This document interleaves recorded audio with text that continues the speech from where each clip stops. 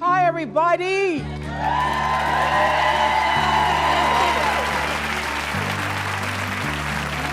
This is Richard Russo, everybody. Esteemed Pulitzer Prize author, Richard. It's great. Once you win that Pulitzer Prize, it follows you everywhere. Isn't it great? First line of the obituary. Yes. All right, are we ready to roll here? Hello, everybody. A warm welcome to you. Thank you for joining me for Oprah's Book Club, presented by Starbucks. It is wonderful to be here in stunningly beautiful Seattle. Seattle, we love you. Starbucks hometown. This is where Starbucks was born, where the very first Starbucks opened in 1971.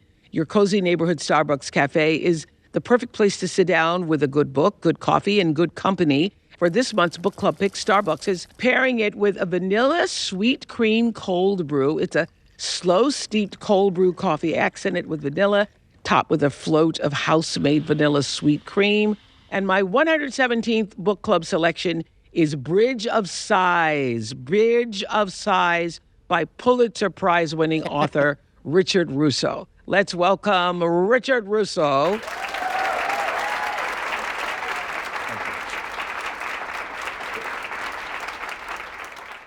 This novel is a layered coming-of-age story about the dreams both lost and realized of three friends from small-town America. The story is full of surprises. I'm going to try today not to give away too many here. This audience has read the book, all 642 pages. Thank you, Mr. Russo.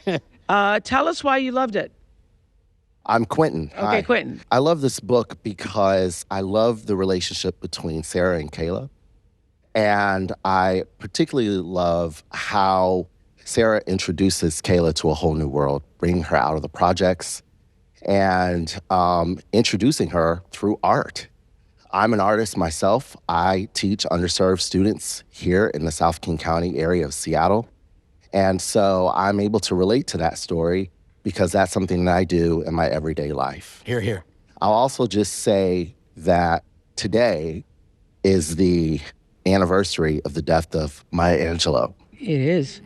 who I took creative writing with in 2001 at Wake Forest. And so I also see the parallel where Maya Angelou has provided and given a new world to so many different people all around the world. Yeah. Well, thank you for mentioning that. It is her anniversary. Marcy Hi, has I'm Marcy. Thank Hi. you so much for having us here today.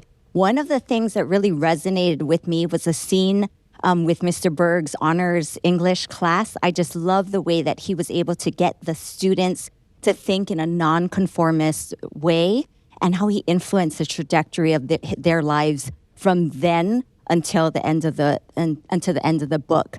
The part that resonated the most for me was when he said that you'll have the majority of your learning in ages 2 to 3, and everything after that, it's just looking for confirmation of things you already believe. Very insightful. Very Thank you. insightful. Well, I've loved your work since Empire Falls. And even though Bridge of Sighs was published in 2007, I only recently discovered it for the first time. And I have to tell you, I was brought into the story, of course, by Lucy, but also I grew up working in my father's store, which was the E&W Market in Nashville, with a barbershop connected to the store. And my father's store reminded me so much of Ike's. And so I'm curious as to how you came to this name. What does the title symbolize in the context of the story, The Bridge of Sighs? Well, I think a lot of the characters in this book are Lucy, certainly, but not only Lucy, are at a point in their lives where I wouldn't say they're exactly despairing, but they're stressed, certainly. And they're thinking about where their lives are at the moment. And I think that just how high the stakes are for almost all of the characters in this book led me in a way to The Bridge of Sighs, because as some of you may know, of course, Venice is a city of bridges. Yeah. Pontes, as they call them. Yeah. But the story of the actual Bridge of Sighs is one in which the courts were held on one side of the river, and the dungeons, the prison, Was on the other side. was on the other side. Yeah. And it's called the Bridge of Sighs because if you were convicted in the court, you would have to cross the Bridge of Sighs.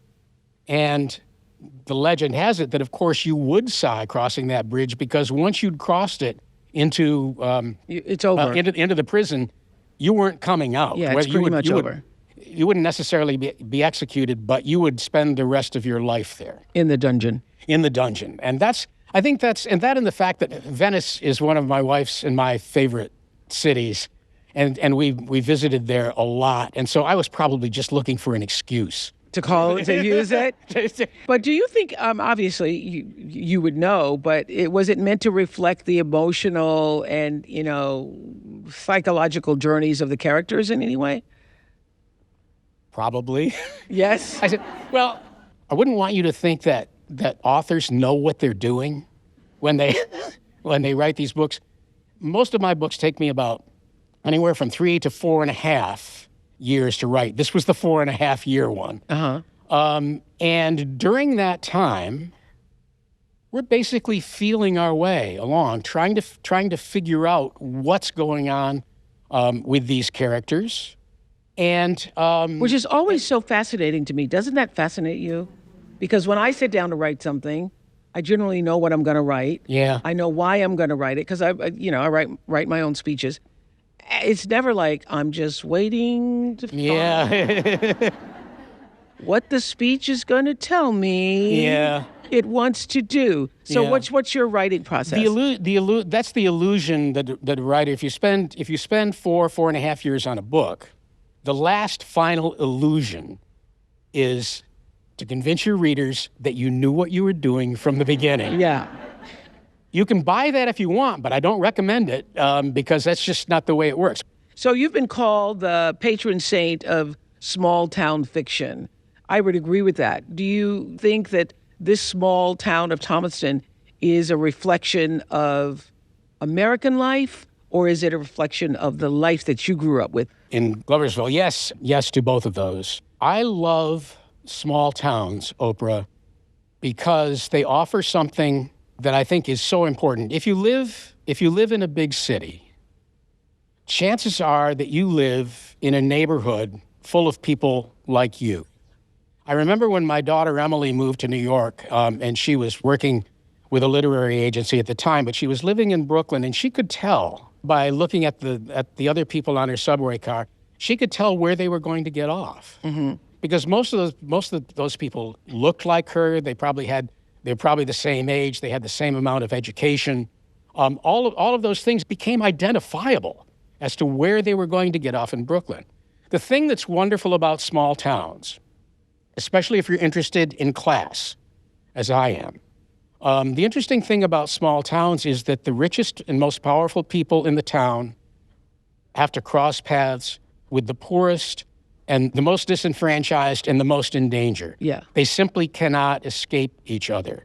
And so you have the Mrs. Whitings of the world from Empire Falls who are breathing the same air as like that poor boy John Voss who ends up shooting people. Yes. And that's why I think cities, an awful lot of American fiction, not just American fiction, gets written about cities because that's where a lot of things happen. But my God, small towns are just gold mines if you really want to understand America. Yeah. I choose a lot of books that are based in small towns because you really get to understand the essence of who people are. Yeah. And everybody knows everybody's business and everybody's connected. Yeah. Well, I think one of the reasons why this story is so relatable is because you write about that struggle that so many people have in staying in their hometown or leaving their hometown. Anybody here grew up in a small town? Yeah. Okay, here's a great line from page 3 about Lucy and Sarah's choice to stay. You say, some people, upon learning how we've lived our lives, are unable to conceal their chagrin on our behalf, that our lives should be so limited, as if experience so geographically circumscribed could be neither rich nor satisfying. When I assure them that it's been both, their smiles suggest we've been blessed with self-deception by way of compensation for all we've missed. I think that's so interesting, and it brings us to your question. James? Yeah, I grew up in a small town of 3,000 people in Canada. The type of town that assumes your identity even before you know that. I didn't come out until my 30s, yet I think people knew long before I did. It's the town that raised me. My mother still lives there. It's a part of me, but there's this theme of self-exposure that we have no control over. Intentional concealment, this hiding in plain sight, and also this tension between origin and becoming. And so the question I have for you is, what does it take to leave the town that raised you? And when we come back, do we ever get to be the true version of the person we became? Good Whoa, question. James. Good. James. Well, I would begin by saying that's what I did. I mean, I left my small mill town in upstate New York. At my mother's insistence, really, she had a plan for me, and we followed basically the diagram for her plan. And for a while, it kind of worked. We left upstate New York for Tucson, Arizona, and I found a new life there.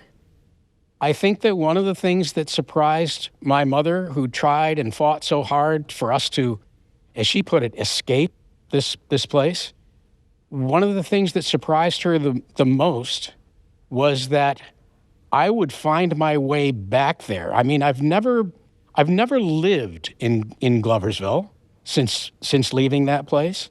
I go back and I visit. I still have family there. There are still people that I love there. But I've never lived there.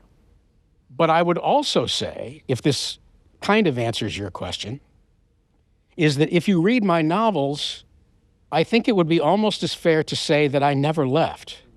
Yeah. So I live my imaginative life among people that I didn't know I loved until all that time I spent in Arizona, I did a BA in English, an MA in English, a PhD in English, always with the idea that I would become a professor, and had no idea at all that I would ever want and need as desperately to live my life imaginatively in various versions of Gloversville, New York. Never occurred to me. So can you go back? Absolutely. You can go back.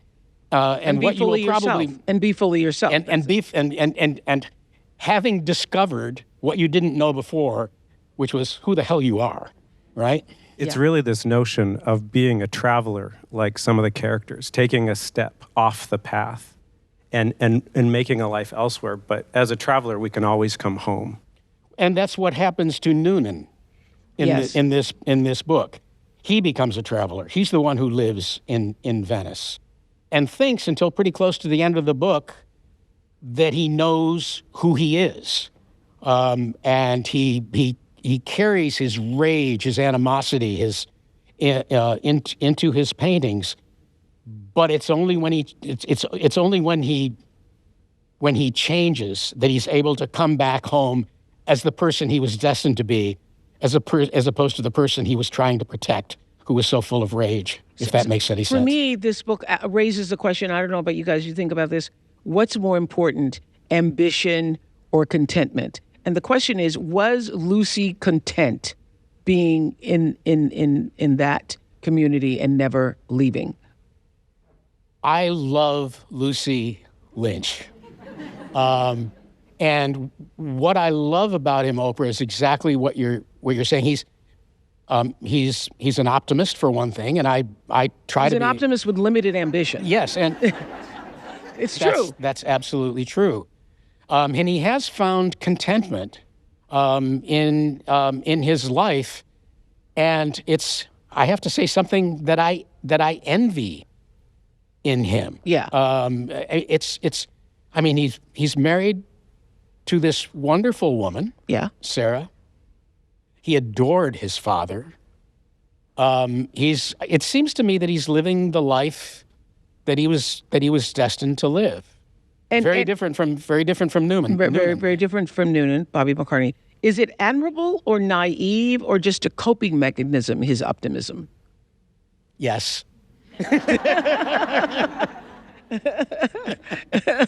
All these. What did you think? What do you think, James? Was it admirable, naive, or just a coping mechanism? Well, I know people like Lucy who have not left. And there is an optimism. And I don't think it is naive. I think it is a choice. Our world doesn't have to extend beyond the borders of the town. This town I grew up in has a start and a finish. You know when you're in town and you know when you're out of town, and you know everybody that's from there. And so I think for a lot of people it is default, it's maybe naive, but I think for Lucy it was a choice, and he was happy and satisfied with that choice. Even though the town of Thomaston is small, and he has been content there, he has had a journey too, because he goes from Berman Court in one section of that town to another section of town that's slightly more affluent. And he ends up in the borough where what limited wealth there is in this town exists. So it's not like he hasn't taken a journey at all. He hasn't gone to Venice, but he's gone somewhere. And that world isn't as large as Noonan's world, but it's larger than you would think at first glance, because it's so centered in Ike Lubin's. And it speaks to the fact that you can still have meaning, lead a really powerful, meaningful life, powerful for you, meaningful life, living and remaining in a small town. On page 65, Lucy says, in America, my mother claimed that the very luckiest were insulated against failure, just as it was the unavoidable destiny of the luckless to remain thwarted. I still remember how much this upset me. There wasn't supposed to be any limit to the benefits of hard work and honesty. And her saying that there were limits implied that she didn't believe in America, or worse, in us. Kiera in our audience has a question about one of the recurring metaphors in the novel. Kiera? Bridges are featured prominently throughout the story. First with the narrow bridge that Lucy is afraid to cross, and then again with the famous Bridge of Sighs. And they come up throughout the novel many times. I'm curious, what do they represent in the novel? I guess most people find themselves crossing bridges. I think it's more a metaphor than anything else to get from one place to another. It may not be a physical bridge, but we pass through some kind of bridge. I think the most important bridge in some ways in this novel is the smallest of the bridges, not the Bridge of Sighs, but that first bridge that Lucy Lynch has to cross over, and he's afraid to do unless when his he's friend... held in the trunk? Yeah. And that is traumatic. Yeah. That impacted him in ways that he didn't even realize. And is still impacting him at the end of the book. At the end of the book, he doesn't even realize as a result of that, the trunk that he is locked in, and you learn towards the end that Bobby Marconi himself is not free of blame in terms of what happened. Was there. He was there. And as a result of that, Lucy has lived with these spells his entire life. And he's also learned a piece of wisdom that he wishes in some ways that he hadn't learned, is his belief is that some people have to pay to cross the bridge and other people don't. I'm not sure that the novel bears that out, Oprah, because I think the actual ending of the novel suggests, and certainly Robert Noonan seems to believe, that in the end we all pay to cross that bridge. But from Lucy's point of view, it sure doesn't seem fair that some people have to pay and other people don't have to pay. So who is Lucy? Is he a composite of other people you knew, or is he completely made up?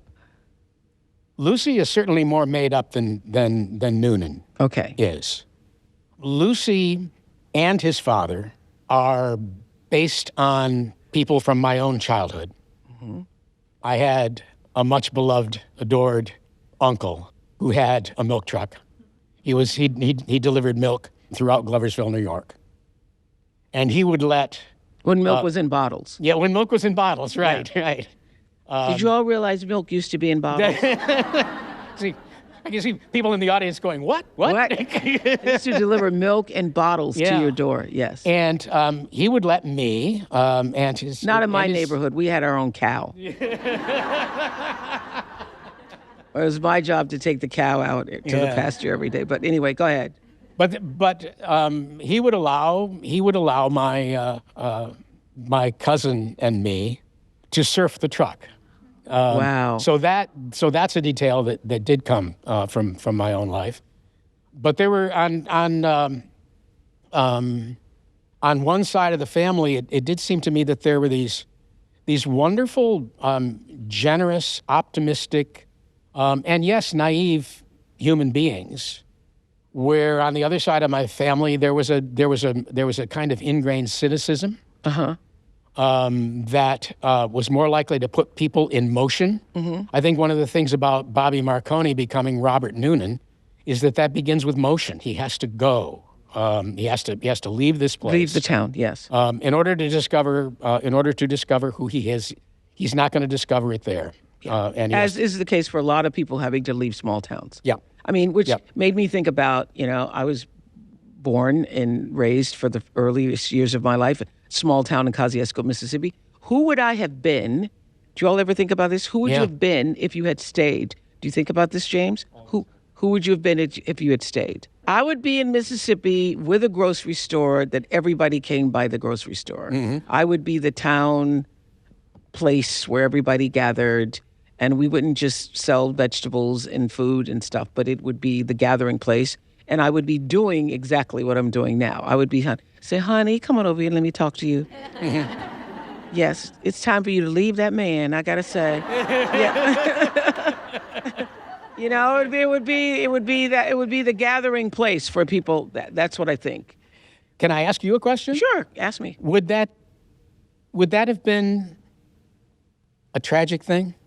No, it wouldn't have been a tragic thing because I wouldn't have known that there was a whole nother way of being. Yeah. I would have found a way to manifest my personality and be who I am in an environment that would be conducive to that. But I would have risen in that environment. I do believe that. Yeah, that's a great answer because I don't think it would have been either. I mean, you are who you are, Oprah, and you have, my God, what you have done is just breathtaking and astonishing. But the other version of you, I suspect, would have been just as astonishing. I would have been the deaconess in the church. I would have had the whole thing, all of that thing. Krista's here, and she said that she could relate to Bobby's complicated feelings about his father. Krista? Hi. There was a passage that spoke to me, and it was when Bobby was reflecting on the different version of his father that he observed with Maxine as compared to at home with his mom. I'd like to read it. Was there one thing he wanted an explanation for, or everything? Without warning, his father had stopped being a simple man. Did Noonan want an explanation for the kindness he'd shown this Maxine and her idiot kid, or for the mean-spirited bullying he'd offered his mother and his brothers and himself? The best guy, Willie had called him. In what reality was his father even a decent guy? It was as if the first 17 years of Noonan's life had taken place under a full moon that suddenly had waned, allowing his wolf of a father to take on the shape of an ordinary man. How had he managed to miss that transformation? So this made me think of my dad. So my dad left my mom for another woman after 25 years of marriage. And the person he is today is very different from the person I grew up with. And so I wonder, if the real crime was the environment he created in my home, his, short temper or lack of affection, or was it that he married the wrong person? And I think that the book asks the question, can you change, or are you always the same person at your core? But when you do change, which version of you is your true self, and how much of who we are is determined by the people in our lives? Thank you. Thank you. Yo, I'm going to deeply sigh over the bridge for all of y'all. Wow. Deep questions here, Bridge of Sighs. And I think in order to, I don't know if that was exactly a question but to comment on it, I would go to Noonan, because I think that Noonan, when he becomes a painter, that's the first stage of something new for him. He becomes, by going to Venice and learning to paint, he's made an enormous change in his life. It's probably not as enormous, however, is the last change in his life, which takes place just before he comes back to America for his last, as it turns out, final show. And something very surprising happens to him there, because he's painting that, what people think of as a self-portrait. He's painting his father, his rage against his father that he has protected, as if he might run out of it at some point. He's protected that, that rage. And throughout his paintings, not only that painting of his father, but other paintings, Hugh, his agent, refers to those paintings as being all worm, because Noonan thinks of himself as somebody who's if there's an apple there and there's a worm at the center of the apple, he's always after the worm. And as his paintings have gotten darker and darker, Hugh says that they're all worm. There's nothing else. But at the end, the astonishing thing happens that he decides to paint Sarah, this woman that he was in love with all those years ago. And he sets up the easel, right next to the easel, the all-worm version of his father.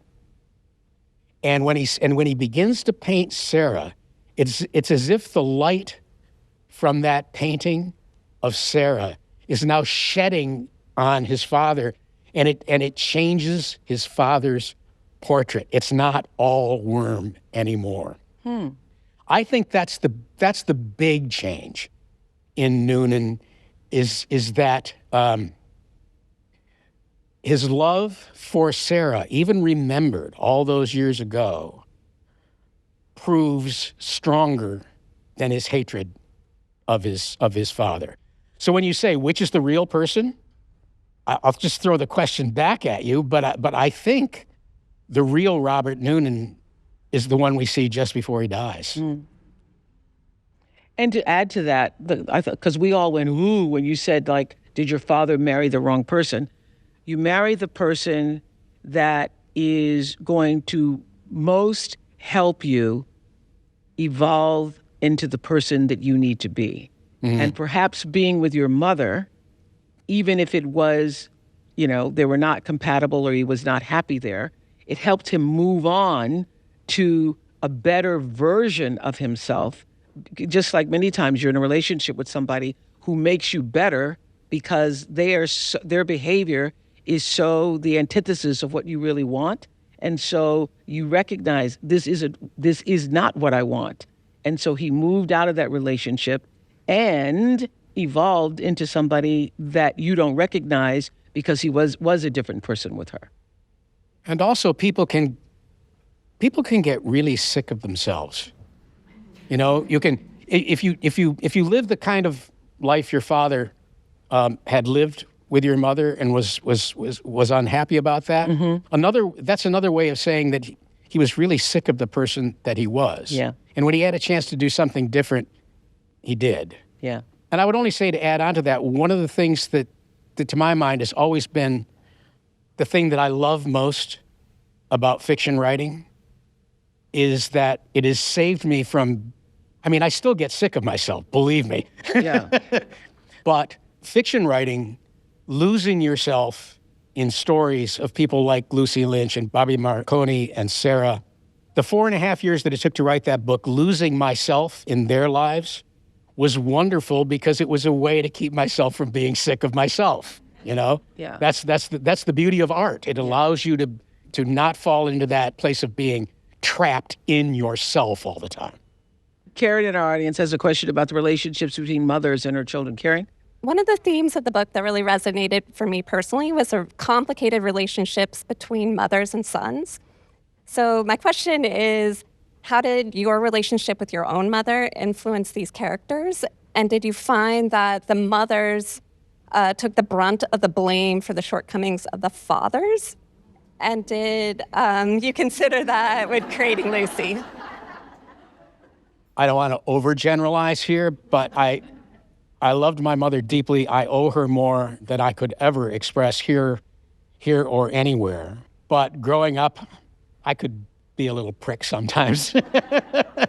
And I think that boys, especially my parents separated, so there was only my mother. And whenever anything went wrong, there was nobody to blame but her. And I think that there were times, especially when I was younger, and like most boys, if there was only one, whoever's handy, and my mother was handy. But I would also say that her dream for me, more than anything else, was responsible for the person who sitting here in front of you today. She was absolutely determined. And some of her gifts to me were like that. Here's what we're going to do. She laid out the blueprint, and by God, we followed that blueprint, step by step by step, always. But some of the greatest influence that she had on me was lessons she was teaching me that she didn't even know she was teaching. For one thing, she had a very hard life. She worked in Schenectady, an hour away from where we lived in Gloversville. She worked at General Electric. When she came home after a hard day, she still had me to deal with, all the things that I would need in school the next day, laundry that had to be done, her own dinner that had to be cooked. And at the end of that long day, and it's now coming towards like 9 o'clock before her day is done, and it started at 6. And at the end of that long day, what she did, instead of turning on the TV, was she sat down and read. She never told me to read. She never suggested to me that it would be a good idea. She simply showed by example, this is what you do to reward yourself at the end of a long day. And made me, without ever even suggesting it to me, made me into a voracious reader. And I can tell you, I think I'm not sure if it's true for every writer, but I don't think you can be a writer without being a reader. And that was her first gift to me, the first of many, many, many gifts. And both her example and her faith in our ability to change our lives was pivotal at every stage of my childhood, adolescence, and well into my adulthood. Thanks, Karen. There was a famous model who was on the Oprah show many years ago. I'll never forget that she told me that she noticed the moment that she walked into a room and heads no longer turned when she came into the room. And you write this about aging. You say, then the change, as if one morning she'd looked at herself in the mirror and saw into the future, that before long, even the most desperate and befuddled of the sundry arms divorcees would stop coming to her for solace. Probably she saw, too, where all the martinis had settled in the dark bags under her eyes, her sunken cheeks and breasts. Possibly it wasn't even the bathroom mirror so much as the one on men's faces where she did not register anymore. Or worse, she registered briefly, but then didn't pass the test. Yeah. Sex had been the currency of her life, and soon she'd be broke. If her husband had talked a good game, well, at least he was still in business. That was something you could still do. Whereas, for all Sarah knew, her father may have even warned her about the day when she'd flirt and no one would flirt back. When men no longer would gather around her at parties for the privilege of looking down her blouse. When she'd have to face what little remained and face it alone. I want to know how you knew how to write this from a woman's perspective. If you'd read only my first 2 novels, I don't think you probably would have come to that conclusion, because those first 2 books were about male misbehavior. I was a much younger writer then, and I didn't have a lot of major female characters in those books. But I don't think any male writer wants to publish a book with a lot of female characters and have a reviewer say, God, he doesn't know a damn thing about women, does he? And so I think my first couple books, I didn't allow as many female characters to come in as my later ones. But there was a point in my life where I looked around Oprah, and suddenly all the important people in my life were women. There was my wife. By then, I had 2 daughters. My mother was still alive. So how do you write from a woman's point of view? One pretty good tactic, although it wasn't a tactic on my part, it just happened. Be surrounded by women and keep your eyes open. For God's sake, observe. You're never going to be a woman. You're going to have to indulge in your imagination. But that's really like almost anything else that writers write about. We write about people whose lived experiences are much different from our own.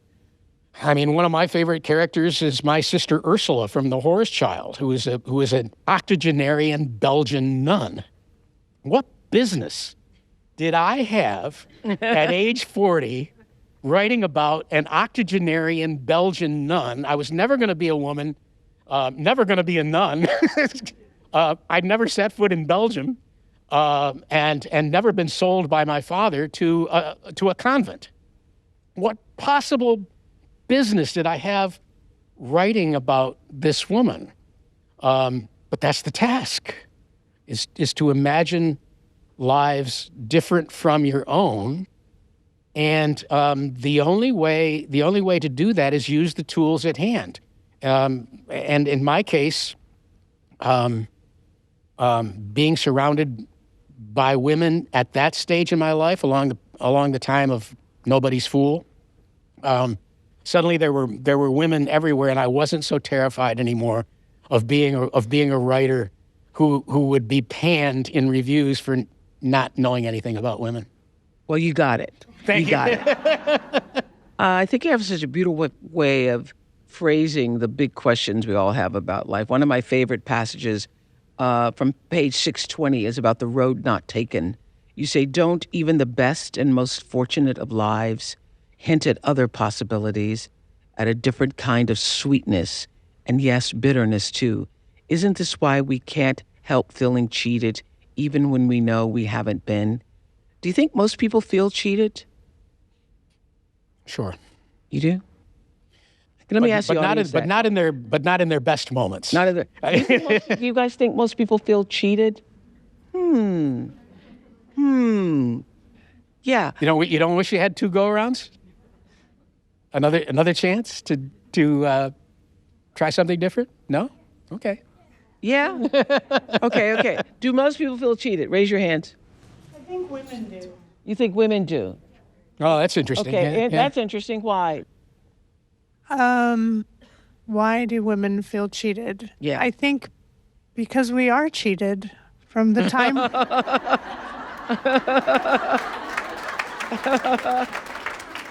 from the time we're born.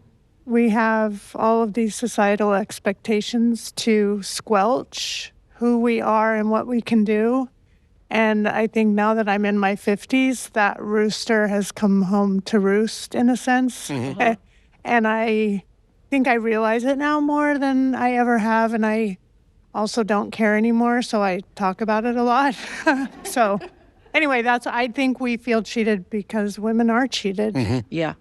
This reminds me of that passage of the book. This is on page 583 in your hymnals. You write that the men never felt trapped. They never wondered about the mountain road not taken, never felt as though some important part of them was withering as another flourished, never were greedy for what they didn't have and would never experience. But many of the women in the book did, of course, admit feeling trapped in their marriages, But the men never felt trapped because they weren't. Yeah. Because they weren't. So does that represent contentment, or is that the essence of settling? What do you think? Well, I think Sarah is the character there through whom a lot of that gets investigated. Towards the end of the book, she leaves Lucy and is not sure she's coming back. And it's because she's trying to locate her mother, who she knows has died. Mm-hmm. But she's trying to locate her mother, I think, for her mother, if her mother were alive, she might be able to explain some things about Sarah's own life that she has never been able to understand and is trying to understand now. And so she goes on this seemingly bizarre quest for an answer to a question that she thinks when she first arrives on Long Island. She thinks she may be on a quest that's simply impossible to succeed in, only to discover that no, there was a reason that she was there, a very important reason that she was there, and her sense that something was missing. When she first starts out on that journey, you think, oh God, this is a lunatic quest. No good could possibly come of this. And yet the longer she's away from the life that she wouldn't trade her husband in, she knows that in many respects that she's been lucky and lived a fortunate life. But that unanswered question, I think she does feel a little cheated. And I think that she doesn't know what it is, but there's something missing. What on earth is it that is missing? And if you don't at least suspect that there's something missing, you're not going to find out what it might be. And this line I love too. This is on page 563. The line of gray along the horizon is brighter now, and with the coming light I feel a certainty. There is, despite our wild imaginings, only one life. The ghostly others, no matter how real they seem, no matter how badly we need them, are phantoms.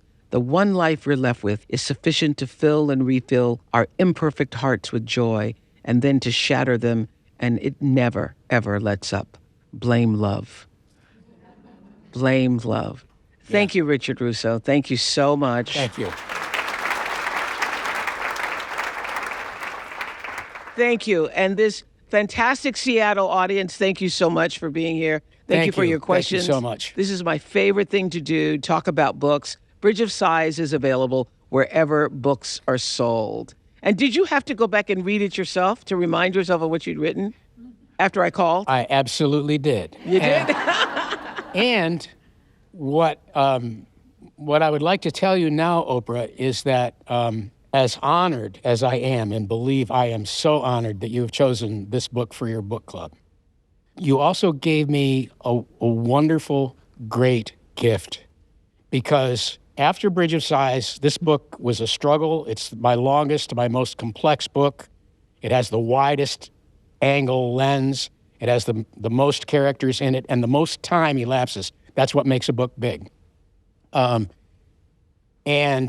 I had not thought about this book since it was published, because I had other books. Once a book is published, you can't help these people in this book anymore. They're on their own. So I wrote other books, and this was never a book that Hollywood was interested in, and so I had no particular reason to revisit it. And Oprah, I read this book as if someone else had written it. I had forgotten almost the whole thing. Wow. It was just such a gift to fall in love with these characters again, as if someone else had written the book. I can't thank you enough. I don't think, but for this, I would have ever given another moment's thought to this novel. The Bridge of Sighs. You fell in love again with Lucy. You fell in love again. I did. That is so great. I didn't know I did that, but I'm happy. I'm happy to be able to do that for you, okay? Before we go, I want to share that I recently published something tailor-made for you avid readers.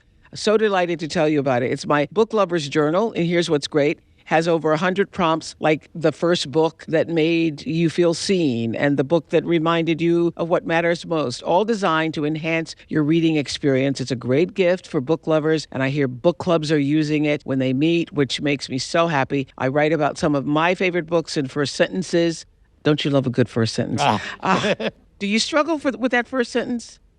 Well, usually what happens is that the first sentence of the book appears in the first draft on page 375, and you go and you think, "Oh God, that's it. That's it. That's the sentence." That's right. I don't. It's not the first sentence that I write. It's somewhere in the. It's years later. I say that. Oh my God, that's the first sentence of the book. Yeah. There's a whole book about first sentences, actually. Yeah. I love it. So thank you so much for being here. Thank you all. Oprah's Book Lovers Journal available anywhere you buy your books, audience. You're all going to get a copy. There you go. Thanks again to our fantastic partner, Starbucks, for supporting Oprah's Book Club.